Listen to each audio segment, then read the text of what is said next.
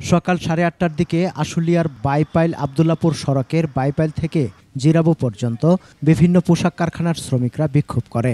কারখানা লক্ষ্য করে ইট পাটকেল ছোড়েন তারা। তাদের সাথে যোগ দেয় চাকরি প্রত্যাশীরাও।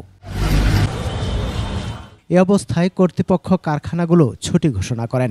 সেনাবাহিনী ও শিল্প পুলিশ এসে তাদের সড়ক থেকে সরিয়ে দেন।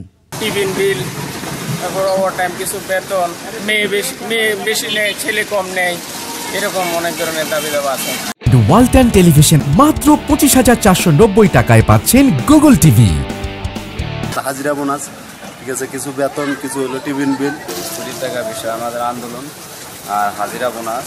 গাজীপুরের শ্রীপুরে RAK সিরামিক কারখানার শ্রমিকরা কর্মবিরতি শুরু করে। তারা ঢাকা ময়মনসিংহ মহাসড়ক অবরোধ করে। সে সময় সড়কে যান চলাচল বন্ধ হয়ে যায়। মহিলা চাকরি করে পুরুষ বাসায় বইতে, মেয়েদের শুধু নিয়োগ, এই কারণে তারা রাস্তাঘাটে নামছে। বালিকা বলে যে না, নিয়োগ আমরা দিচ্ছি, কিন্তু কই নিয়োগ আমরা পাচ্ছি না, সুযোগ ফাইনাল হয়। শ্রমিকরা চলতি মাসের মধ্যে বাড়তি বেতন নিশ্চিত করা সহ 9 দফা দাবি জানায়।